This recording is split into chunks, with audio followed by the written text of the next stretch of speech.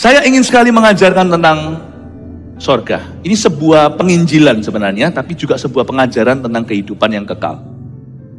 Yohanes 3:16 berkata, karena begitu besar kasih Allah akan dunia, Dia menyerahkan atau mengutus anak tunggalnya, supaya barang siapa percaya tidak binasa, melainkan, ini dia, beroleh hidup yang kekal. Sorga itu nyata. Sorga bukan di telapak kaki ibu. Sorga itu beneran ada. Nah, ini saya sebut sebagai KKR, sorga itu nyata. Dan menunya sepanjang hari sebagai berikut di depan. Setiap ibadah ada pewahyuan yang unik dari Roh Kudus lewat firman. Kebaktian ke-1 tadi, saya ceritakan membandingkan sorga dengan kota-kota yang ada di dunia. Paris, Sapporo, Labuan Bajo, New York City. Tadi saya jelaskan, ternyata Wahyu 21 itu sangat lugas. Kita selama ini kira sorga itu misterius, iya. Yang diwahyukan hanya sebagian, jangan mendahului firman atau menambah-nambahi. Tapi waktu saya baca Wahyu 21, saya terkejut betul. Saya baca lagi, Tuhan berikan penerangan yang indah. Ternyata sorga itu banyak sekali bocorannya di kitab Wahyu Yohanes ini. Bukan sesuatu yang sama sekali kita tidak tahu. Selama kita pasti mati, jangan ketinggalan satu pun dari ibadah 5 kali. Dengarkan, sebab semakin malam atau semakin siang nanti, semakin eksplisit penjelasan saya tentang sorga. Bahkan nanti saya kasih bocoran dulu, bahkan nanti akan ada meteran perseginya ditulis tentang sebuah kota ternama di sorga itu. Ini semuanya ada di dalam firman. Anda akan terkejut ternyata kita bisa tahu 1-2 hal tentang hidup yang kekal. Kalau kita akan mati, dan kalau ada seorang yang kita cintai sudah meninggal dunia mendahului kita, dan dia adalah orang percaya, kita mesti tahu kita ini mau kemana. Kita harus tahu mereka di mana. Jangan sampai salah tafsir kebenaran. Itulah sebabnya di ibadah kedua saya berikan judul, kondisi orang-orang kudus yang sudah meninggal dunia. Baru kebaktian setelah ini saya jelaskan siapa saja secara spesifik orang-orang yang tidak akan masuk ke dalam sorga. Anda akan terkejut ternyata agama bukanlah kriteria utama, tapi kebenaran. Wow. Tapi sekarang saya mau cerita dulu, orang-orang kudus yang sudah mati itu, di mana mereka? Dan bagaimana cara kita memandangnya? Supaya kita tidak salah jalan. Saya ingin sekali untuk kita membaca Wahyu pasal 21, ayat yang ketiga sampai ayat yang kelima, 3 ayat saja. Saya baca dulu ya. Judulnya di Alkitab kita, Langit yang Baru dan Bumi yang Baru, ayat 3 bunyinya, lalu aku mendengar suara yang nyaring, dan dari tahta itu berkata, lihatlah, kemah Allah ada di tengah-tengah manusia, dan ia akan diam bersama-sama dengan mereka. Mereka akan menjadi umatnya, dan ia akan menjadi Allah mereka. Dan ia akan menghapus segala air mata dari mata mereka, dan maut tidak akan ada lagi. Tidak akan ada lagi perkabungan atau ratap tangis atau duka cita, sebab segala sesuatu yang lama itu telah berlalu. Ia yang duduk di atas tahta itu berkata, lihatlah, aku menjadikan segala sesuatu baru. Dan firman-Nya, tuliskanlah karena segala perkataan ini adalah tepat dan benar. Kita baca bersama-sama dengan keras, lantang, dan tegas. Ayat 3-5, 1, 2, 3. Lalu aku mendengar suara yang nyaring dari tahta itu berkata, lihatlah, kemah Allah ada di tengah-tengah manusia, dan ia akan diam bersama-sama dengan mereka. Mereka akan menjadi umatnya, dan ia akan menjadi Allah mereka. Dan ia akan menghapus segala air mata dari mata mereka, dan maut tidak akan ada lagi. Tidak akan ada lagi perkabungan, atau ratap tangis, atau duka cita, sebab segala sesuatu yang lama itu telah berlalu. Ia yang duduk di atas tahta itu berkata, lihatlah, aku menjadikan segala sesuatu baru. Dan firman-Nya, tuliskanlah, karena segala perkataan ini adalah tepat dan benar. Katakan amin.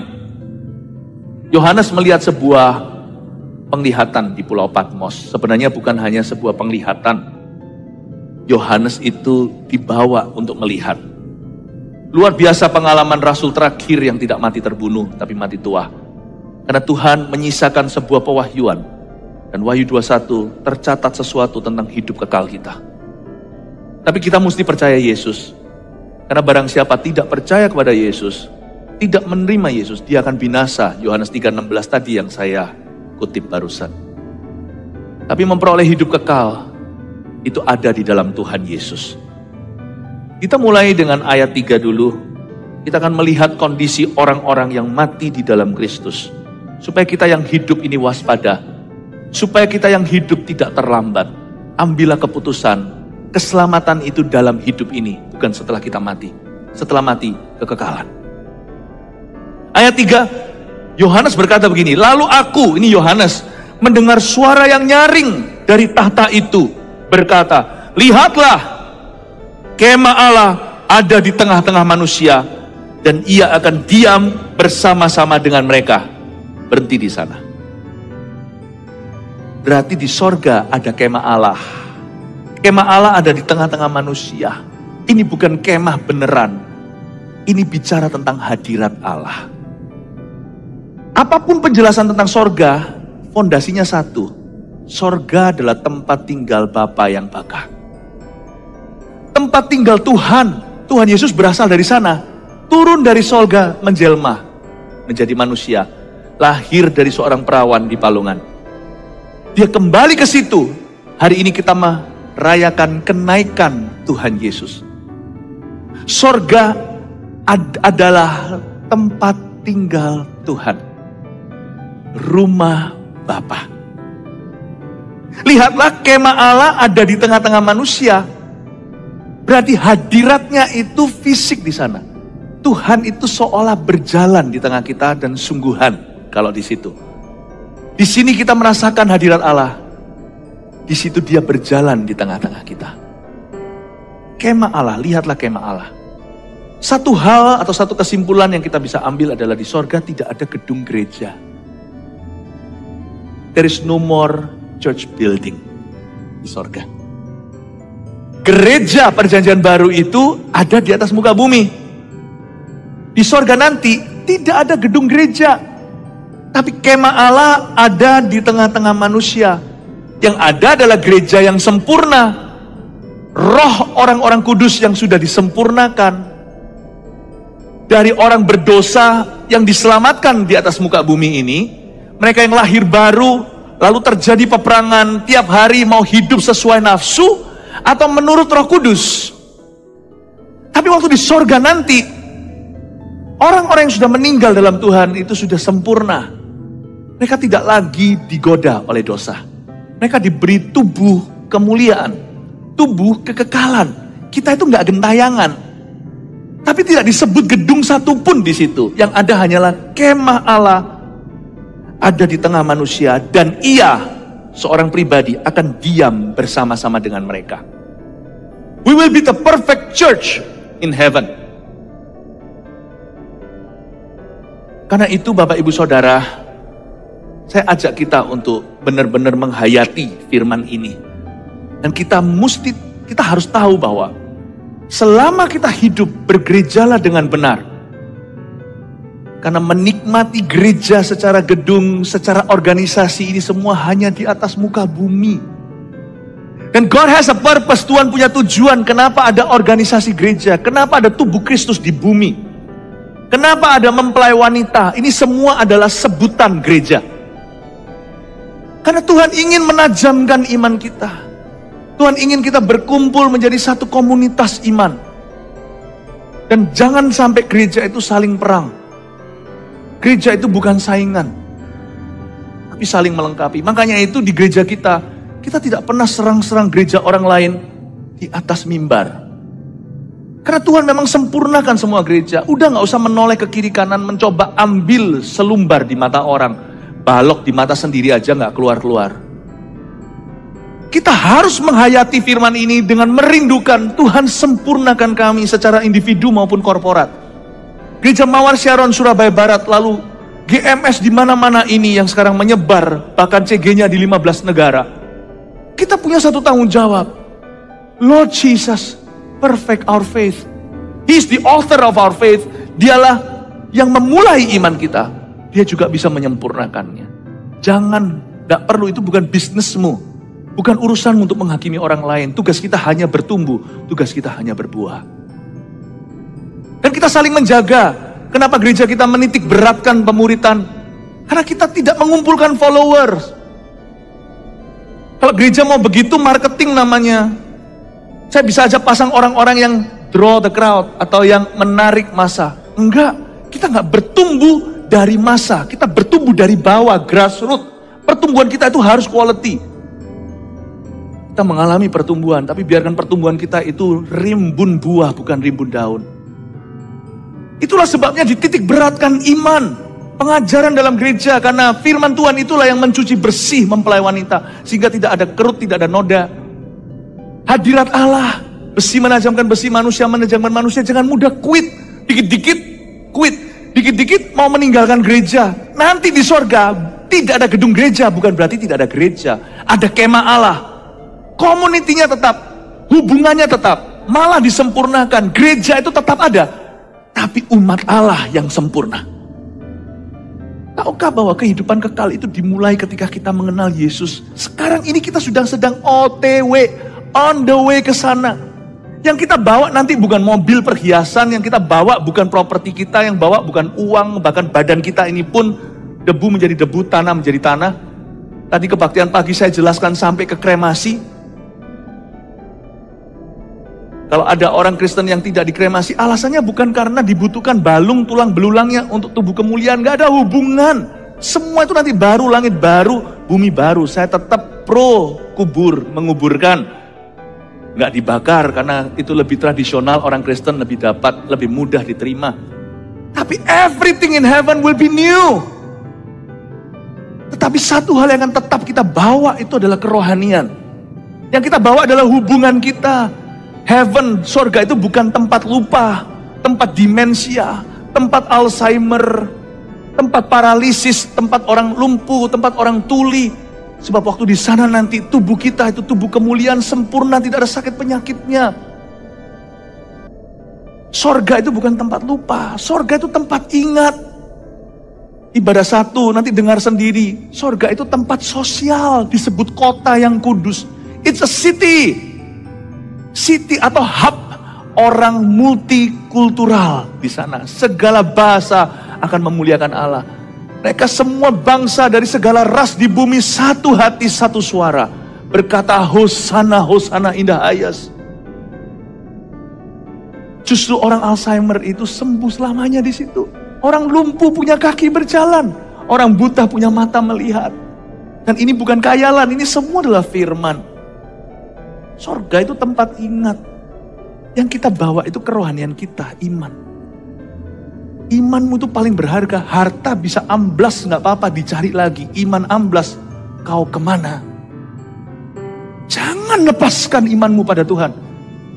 Demi promosi di tempat kerja, demi nikah campur supaya bisa menikahi dia, pindah agama. Don't do that. Karena karirmu di bumi tidak kau bawa. Jangan lepaskan itu. Imanmu itu equals atau sama dengan kekekalanmu. Jangan salah percaya. Jangan salah ikut si dia. Si diamu harus Yesus Kristus. Amin Bapak Ibu. Apalagi yang kita bawa ke situ, hubungan kita tuh dibawa. Jangan bingung gini loh, aku tuh punya seorang yang, si iniku atau si ituku sudah meninggal dulu. Dia ingat gak ya sama aku hari ini? Ingat. Asal dia matinya dalam Tuhan loh ya. Dia gak binasa. Dia tidak berada di api kekekalan, tapi di sorga yang bakar. Dia ingat sorga bukan tempat lupa, tempat pikun. Sorga itu tempat ingat. Ada orang spekulasi nanti di sorga usia kita berapa. Ada yang spekulan berkata di usia-usia Yesus itu waktu dibangkitkan usia segitu. Saya nggak berani mendahului firman. Pokoknya, we will be in our perfect state. Jadi jangan keluhkan semua kekuranganmu di dunia ini. Mujizat terjadi, amin. Saya percaya itu bagian dimensi kerajaan Allah. That the full manifestation of the kingdom, manifestasi penuh daripada kerajaan Allah akan didemonstrasikan detik kau mati. Atau detik Yesus datang kembali.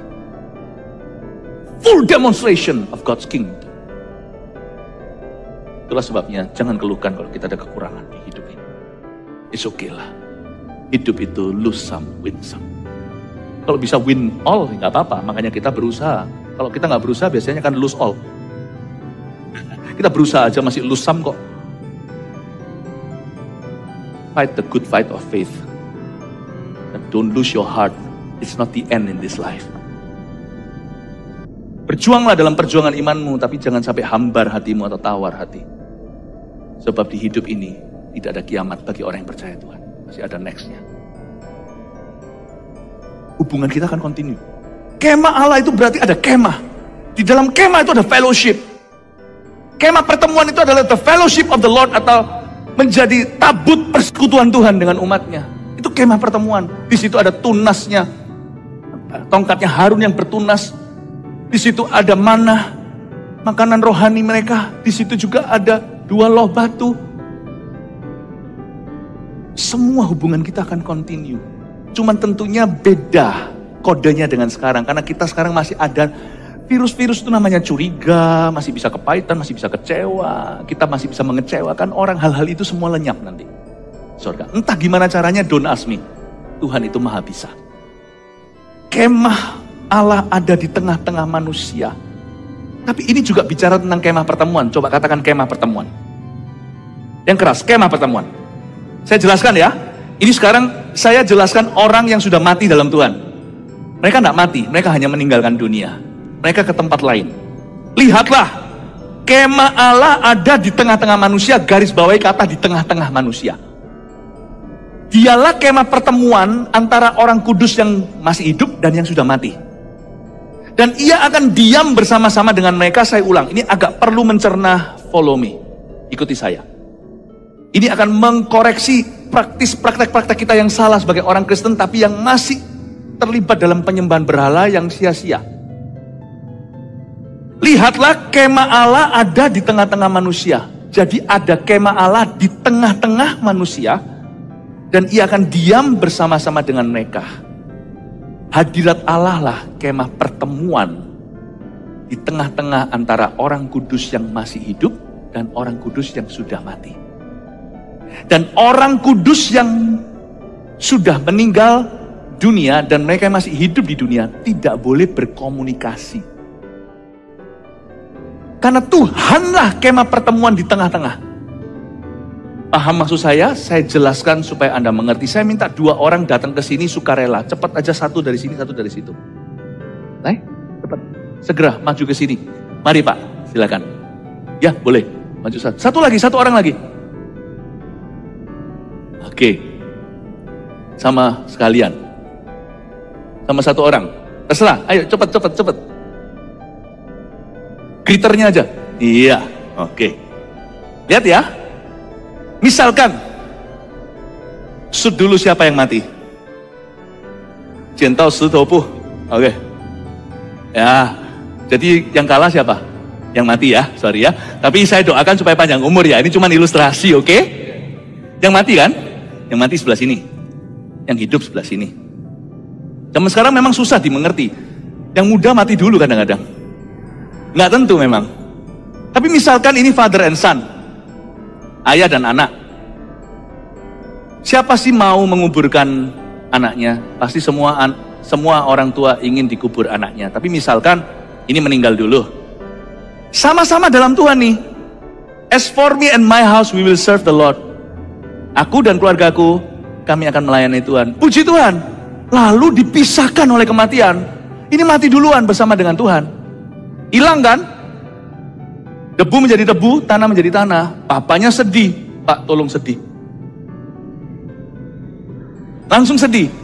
Sedihlah, berkabunglah, menangislah dengan orang menangis. Tapi orang yang sama-sama, orang dalam Tuhan, punya pengharapan. Dan kalau seluruh keluarganya diselamatkan, bukan hanya dia yang punya pengharapan, seluruh keluarga punya pengharapan.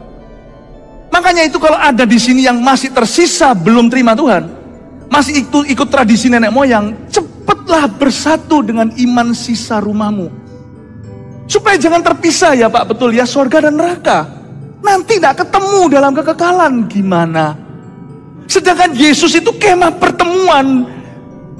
Dia yang berada di tengah-tengah yang mati dan yang hidup.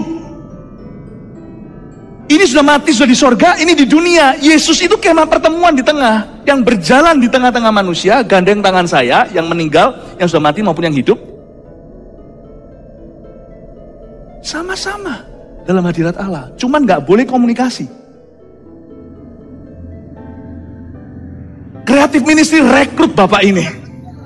Luar biasa, ini greeter ciamik, ini lebih ciamik lagi. Bisa drama luar biasa. Kasih tepuk tangan untuk mereka dulu. Belum selesai nih. Kalau mereka sama-sama dalam Tuhan, sebenarnya mereka tidak pernah berpisah. Karena ketemunya di hadirat Allah. Karena mereka ketemu di tengah, tapi nggak boleh komunikasi. Kalau komunikasi itu terlalu bahaya, karena antara sorga dan dunia ada langit yang kotor penuh peperangan rohani dan tipu muslihat iblis. Kalau komunikasi nanti itu akan disusup oleh roh-roh jahat dan tipu muslihatnya. Nanti arwah-arwah bicara itu bukan arwah, itu setan menyamar. Saya kasih satu titik yang jelas bukan koma. Orang Kristen tidak boleh percaya kita bisa komunikasi sama arwah. Nggak ada itu setan semua. Di kuburan terus ada setannya, ini baru mati lalu bicara lewat mimpi. Itu setan, tengking lah. Sebab orang hidup dan mati, kata Yesus dalam perumpamaan, yang satu berada meringkuk di neraka, si orang kaya, yang satu lagi Lazarus berada di pangkuan Abraham. Dan Tuhan berbicara perumpamaan itu, Abraham berkata begini, ada sebuah jurang yang tidak terseberangi antara kau dan dia. Gak boleh komunikasi, terlalu riskan. Semua itu ketemu di Tuhan. Tuhanlah kemah pertemuan atau kemah Allah yang berjalan di tengah. Kondisi orang kudus yang sudah mati ini fine-fine saja. Cuman mereka tidak boleh komunikasi. Jadi sama-sama dalam hadirat Allah, kemah pertemuan di tengah. Kalau Anda kangen, papanya kangen sama anak mendiang, deket aja sama Tuhan, tidak usah bicara sama anaknya tuh nggak bisa dengar. Nanti kalau ngomong sama anaknya, setan yang muncul. Karena kesesatan yang tiba. Karena Tuhan tidak ajarkan itu. Kalau Anda kangen sama anak Anda yang barusan sudah meninggal ini, deket aja sama Kristus. Sebab Roma 8 katakan, sebenarnya dalam Kristus, tidak ada yang bisa memisahkan kita dari kasih-Nya. Dengan kata lain, mereka sebenarnya nggak pernah berpisah. Nggak pernah berpisah. Cuman dipisahkan dengan hidup sekarang, terus pegang dulu, nggak pernah berpisah. Cuman bedanya beda dunia. Tapi dipersatukan di kemah pertemuan di tengah, yaitu dalam hadirat Allah. Amin Bapak Ibu Saudara, begini. Coba komunikasi boleh nggak? Jangan. Terlalu banyak setan di tengah. Mau komunikasi sama orang yang telah meninggalkanmu, komunikasi aja sama Tuhan. Atau Tuhan take care dia dalam pangkuannya Abraham. Lagi jalan ke situ. Ini dia kemah pertemuan. Orang-orang kudus yang telah meninggal, mereka sempurna di tangan Tuhan. Jangan doakan yang hidup, gak usah doakan yang mati. Jangan sok suci, yang mati lebih suci daripada yang hidup. Mau doain apa? Sini masih tubuh Adam dan Hawa, ini tubuh kemuliaan kok. Mau doain apa? Tuhan, aku doakan supaya dia bisa kasih makan. Sini yang kelaparan, ini gak bisa lapar lagi. Apapun yang kau doakan untuk orang yang sudah meninggal dunia menyinggung Tuhan. Kayak Tuhan gak becus lu pegang anakku atau papaku atau engkongku atau mbahku atau saudaraku atau keponakanku atau tanteku atau suamiku atau istriku. Gak usah gurui Tuhan. Kalau dia sudah di tangan Tuhan kemah pertemuan, dia jauh lebih baik dari dirimu di dunia ini. Anda boleh kangen sama orang yang meninggalkan, tapi jangan merasa sorry untuk mereka kalau mereka dalam Tuhan, kecuali apabila dia meninggalnya di luar Tuhan. Gak ketemu. Karena orang yang meninggal di luar Tuhan,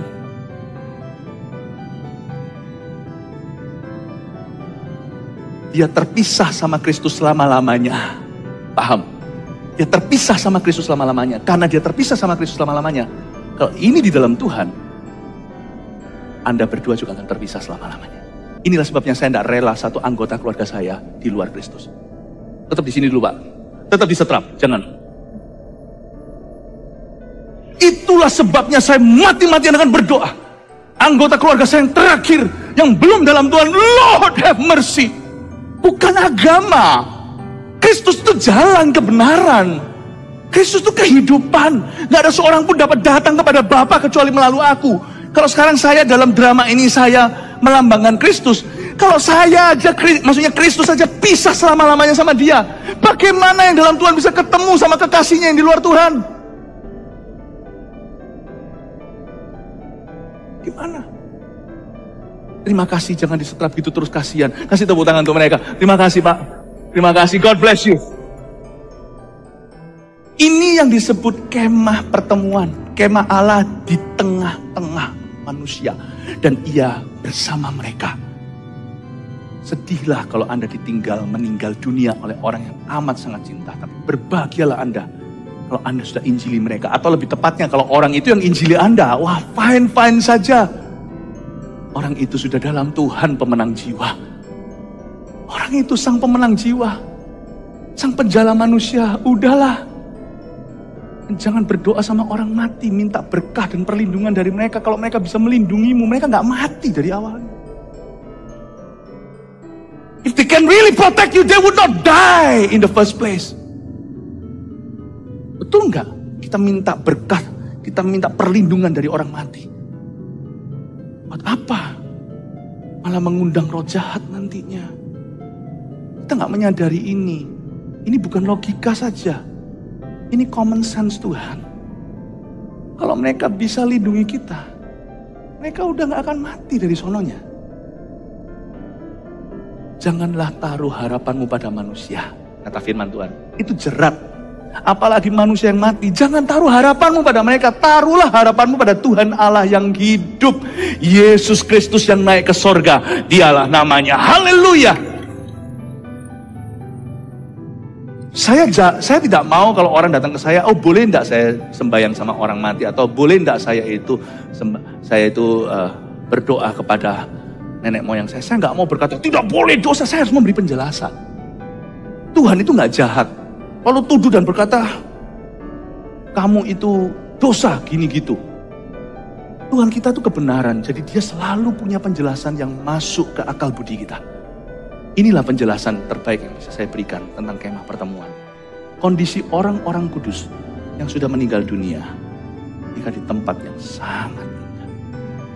Dan mereka di tempat yang nyata. Sorga itu nyata. Bahkan ada ayat yang berkata begini. Musa berfirman. Tuhan berfirman lewat Musa. 1 hari di sorga sama dengan 1000 tahun di bumi. Keluarkan kalkulatornya. 24 jam. Bukan berarti sorga itu ada jam dinding. Di sorga itu kekekalan. Tapi ini semacam ada sebuah perbandingan yang diberikan bahwa sorga dan bumi itu jomplang. Seperti seolah 1 hari di sana itu 1000 tahun di bumi. Musa berkata begitu. Coba keluarkan kalkulatornya. 24 jam sama dengan 1000 tahun. 20 tahun itu berapa jam di sorga? Saya keluar dari perhitungan saya setengah jam. Jadi kalau 20 tahun lagi Anda mati, di mata Tuhan Anda tersisa cuma setengah jam hidup. Jam kehidupan diputar sekali. Tak tahu dan tak seorang pun tahu kapan kan berhenti. Mungkin hari ini, mungkin esok, mungkin nanti. Sekarang waktunya yang kau miliki. Sekarang waktunya, milikilah kasih Yesus yang jadikan hidupmu berarti. Bekerjalah di ladangnya agar hidup tiada percuma. Kalau kita hidup 20 tahun lagi itu cuma setengah jam saja, setengah jam doang. Saya umur 50, kalau saya bisa hidup sampai umur 90 itu cuma sisa 1 jam hidupku. Kalau saya hidup sampai umur 80 dari saya sekarang umur 50-an, belum 50 sih, berarti saya cuma punya 45 menit sisa. Itulah sebabnya orang yang meninggal dalam Tuhan dan keluarga yang ditinggalkan tapi mereka dalam Tuhan, yang susah itu yang ditinggalkan karena merasa lama. Hari per hari itu terasa lama sekali.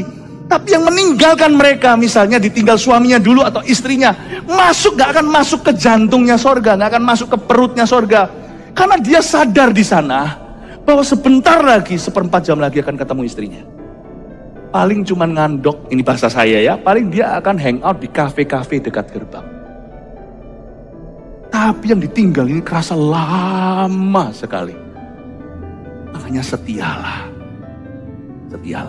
Orang tua dan anak aja, misalkan jarak usia mereka 30 tahun. Orang tuanya dipanggil dulu pergi, itu sebentar lagi susul anak, meskipun anaknya masih muda. 30 tahun itu cuma 45 menit, 20 tahun itu setengah jam. 45 menit lagi, I'm going to meet my son. Kita di sini jangan merasa muda, wah aku masih muda kok, pesta pora nanti baru bertobat waktu tua. Jangan lakukan. Waktumu cuma tinggal 3/4 jam. Dan kalau kita ditinggal oleh seseorang yang mati dalam Tuhan, sedihlah, tapi jangan sedihnya menjadi depresi. Karena kita tahu, sebentar lagi kita akan reuni. Setialah di ladangnya. Jangan lepaskan iman. Paham Bapak Ibu? Amin saudara. Amin. Tapi terus terang saya beritahu, yang meninggalkanmu gak kerasa. Pernahkah Anda keluar negeri? Misalnya liburan, itu anak akhirnya mengizinkan Anda pergi, suami istri honeymoon lagi. Anak mungkin sudah mulai besar, SMP gitu. Anak di rumah nunggunya lama. Saya dulu sama istri saya waktu pergi bukan jalan-jalan, tapi waktu kami pergi kerja. Pergi kerja, harus ke luar negeri. Zaman-zaman itu kami bisnis atau waktu pelayanan. Anak saya itu ngitungnya lucu, waktu kecil kan gak ngerti waktu. Jadi dia hitung berapa kali dia tidur akan ketemu mama papanya. Mami, daddy, aku akan tidur 7 kali lagi ketemu sama mami. 7 kali lagi, dia hitungnya dengan tidur, termasuk bobok siangnya. Karena kami pergi paling cuma 3 hari. Tapi anak kecil tunggunya lama. Kami di situ sibuk ketemu orang, jalan sana sini, banting tulang, nggak kerasa 3 hari lewat. Di sorga itu nggak kerasa. Di sini yang kerasa. Makanya berbahagialah orang yang mati dalam Tuhan. Dan berbahagialah orang yang punya Tuhan di hidup ini. Karena hatinya di pengkhotbah dikatakan dipenuhi dengan kekekalan. Kita bisa sedih, gak mungkin depresi. Karena kita tahu di kacamata kekekalan, sebentar saja sudah aku akan sampai di sana. Bersyukurlah Anda punya Tuhan. Dan jangan terpisah-pisah please. Suami Kristen, istrinya enggak. Ini bukan soal agama. Lalu papa mamanya belum, anak-anaknya udah pelayanan. Papa mamanya sudah, semuanya tinggal satu. Ayahnya atau ibunya yang belum, masih mengeraskan hati. Semua udah dibaptis kecuali satu. Saya kasih kolam baptisan hari ini, memang di sini hari kenaikan Tuhan membawa tawanan. Nanti ini waktu kita selesai firman, kita baptiskan langsung orang-orang yang mau mengikut Yesus. Oh haleluya, kasih tepuk tangan dulu. Sekarang kita mengerti tentang kemah pertemuan. Saya jelaskan lagi sedikit ya. Lanjut ayat yang keempat. Ayat ketiga lagi. Saya bacakan. Ia akan diam bersama-sama dengan mereka. Lalu kalimat berikutnya, mereka akan menjadi umatnya dan ia akan menjadi Allah mereka. Nanti di sorga cuma ada satu pastor. Kita semua akan jadi saudara seiman. Hanya ada satu gembala. Dia akan menjadi Allah kita. Kita menjadi umatnya. Semua pastor di dunia ini, lakukan tugasmu dengan sebaik-baiknya. Saya bicara pada para pendeta, hamba-hamba Allah, full-timer. Karena nanti waktu kita di sorga, we're no longer pastors. Kita ini hanyalah babysitter. Nanti waktu di sorga, mereka menjadi umatnya. Dan ia akan menjadi Allah mereka. Kita semua hanyalah saudara seiman. Makanya seorang pastor jangan teritorial. Seorang hamba Tuhan jangan merasa memiliki atas umat Tuhan dan menggembalakan mereka dengan paksa atau dengan tangan besi juga. Gembalakan mereka dengan teladan. Bapak Ibu Saudara, tugas kami termasuk saya itu sampai di bumi atau sampai akhir hayat saja.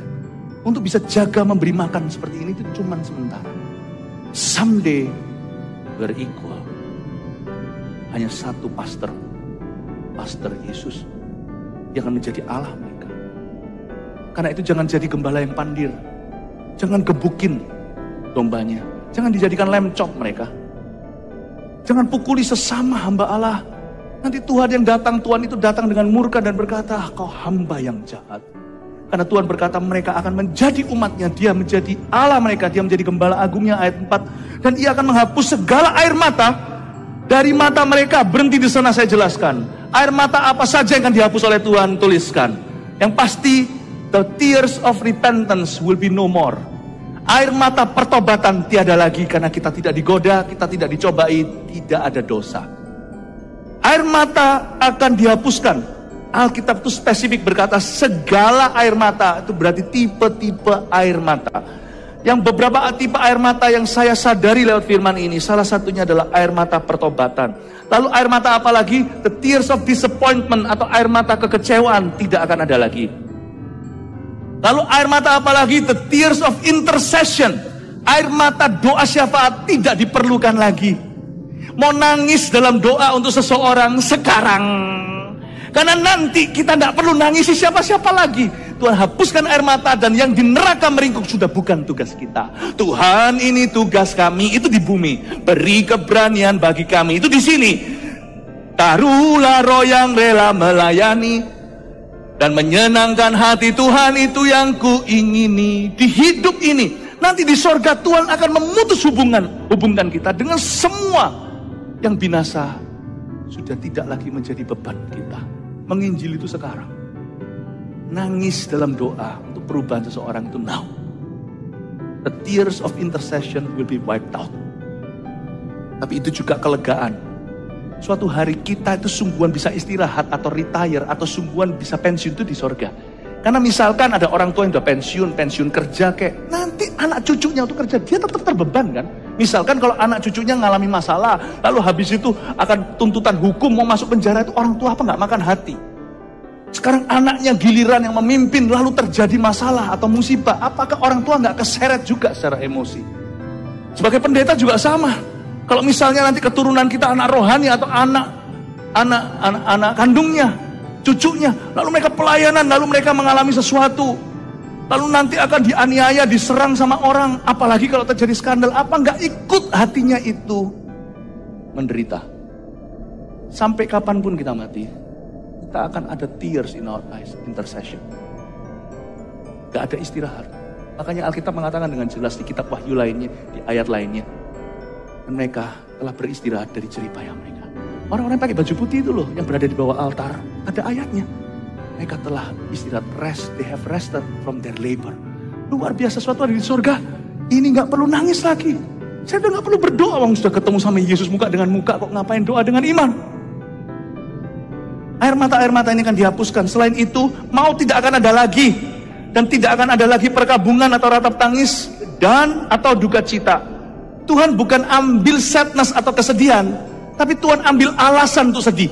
Kalau Tuhan ambil air mata kita kan jahat. Pernahkah Anda itu nangis gak keluar air matanya? Kan jahat. Yang Tuhan ambil itu bukan air matanya. Kalau disebut di sini Tuhan menghapus air mata, itu Tuhan hapus alasannya. Kasihan kalau orang berkabung. Orang berkabung gak boleh nangis. Jangan nangis, cengeng kamu. No. Saran saya kalau Anda berkabung, nangislah. Nangislah senangis-nangisnya. Kalau Anda tidak bisa lewati grief atau perkabungan, Anda tidak akan pulih. Nangislah. Jangan hakimi mereka nangis suruh ketawa. Bukan musimnya. Bayangin kalau mau nangis tidak bisa nangis.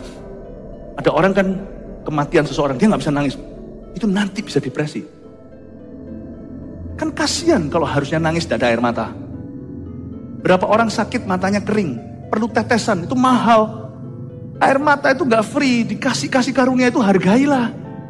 Gak nangis, gak bisa. Tuhan tidak menghapus air mata kita dengan mengambil air mata kita. Tuhan menghapus air mata kita dengan mengambil alasan kita bersedih. Di sorga tidak ada alasan kita bersedih. Cabut secara kekal oleh Tuhan. Salah satunya yang saya jelaskan di ibadah 1 tadi adalah Tuhan meniadakan laut, oceans apart. Ada sungai di situ, ada lake kali, ada danau. Tidak ada laut, berarti tidak ada perpisahan sementara. Tidak ada perpisahan selama-lamanya.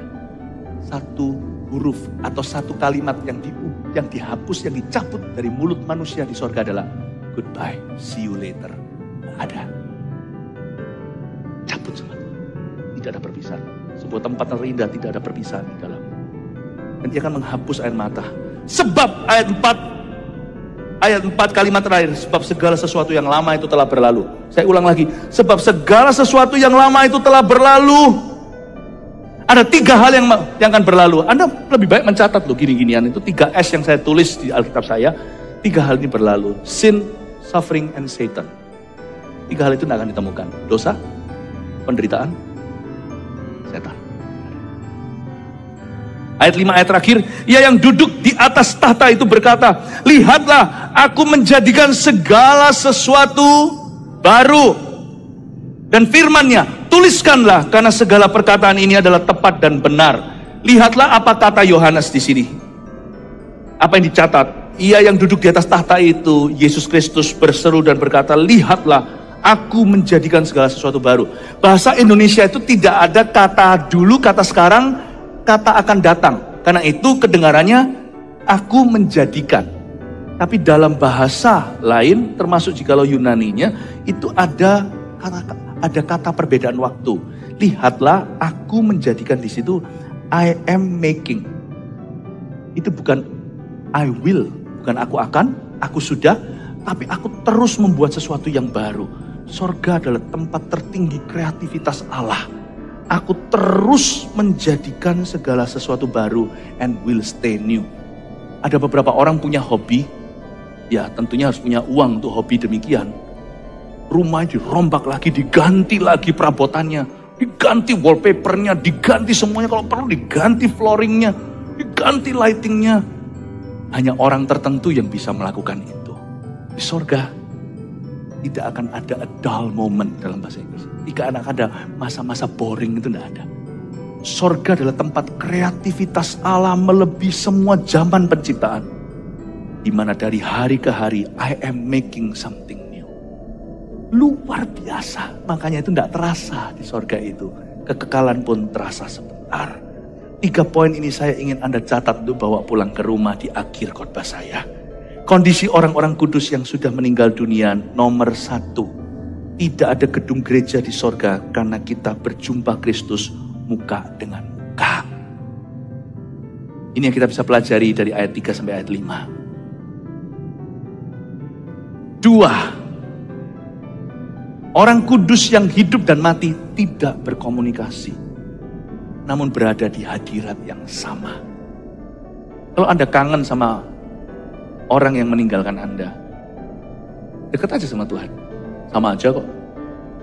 Kalau Anda mendekat, orang sebelahnya juga dekat kok. Dialah kemah pertemuan. Dan kalau Anda semakin mendekat, semakin banyak perasaan kekekalan di dalam hatimu. Jangan jauh dari Kristus. Jangan doa sama orang mati. Dekat aja sama Kristus. Sami mawon, sama saja. Dialah kemah pertemuan. Kemah Allah yang tinggal di tengah-tengah antara orang kudus yang mati, orang kudus yang hidup. 3. Kehidupan kekal di sorga sebenarnya sudah dimulai sejak hidup kita dalam Kristus di dunia. Filipi 1 ayat 21 nggak usah dibuka, tetapi bagiku hidup adalah Kristus dan kematian adalah keuntungan. Maksudnya kalau kita sekarang mulai hidup bagi Kristus, kematian adalah keuntungan. Maksudnya kematian itu hanyalah sebuah pintu kontinu. Jangan percaya orang berkata kita sudah di sorga. Jelas-jelas belum loh. Baca koran, coba lihat berita. Kita belum di sorga. Setan di mana-mana. Sorga tidak ada setan. No sin, no suffering, no Satan. Tapi kehidupan kekal sudah dimulai sejak kita terima Tuhan. Memang kita masih terjebak dalam kemah, bukan kemah pertemuan. Kemah Adam dan Hawa. Kita harus hidup oleh roh, bukan oleh daging kita. Tiap hari ada peperangan dan perjuangan, belum selesai nih. Belum wisuda. Tetapi sebenarnya roh kita itu akan kembali ke Bapa. Kehidupan kekal itu sudah mulai sejak kita kenal Tuhan. Dan nanti waktu kita mati atau Tuhan datang kembali, dalam sekejap mata kita akan diubahkan. Bapak, Ibu, Saudara, saya berdoa supaya Anda semakin menyadari betapa pentingnya keselamatan. Betapa pentingnya seluruh keluarga diselamatkan. Jangan main-main soal keselamatan, karena tidak ada api penyucian. Itu tidak alkitabiah. Tidak ada. Kalau ada api penyucian, Buat apa Yesus mati mengenaskan? Buat apa saya kasih ginjal saya satunya kepada Anda kalau ternyata minum obat aja bisa? Buat apa sampai seorang ibu waktu melahirkan anaknya suruh pilih mama atau anak, akhirnya mama yang berkorban, matilah dia, ternyata ada jalan lain kok. Tidak ada api penyucian. Bagi setiap orang hidup hanya sekali, lalu kemudian penghakiman. Keselamatan itu sekarang. Menyelamatkan orang juga sekarang. Bukan kita sih, Yesus yang menyelamatkan, tapi kita bisa tuntun orang pada kebenaran. Saya berdoa di tahun 2023, keluarga kita semuanya, seluruh isi rumah tangga kita diselamatkan. Haleluya. Kasih tepuk tangan untuk Tuhan. Jika diberkati, silakan membagikan untuk memberkati orang lain.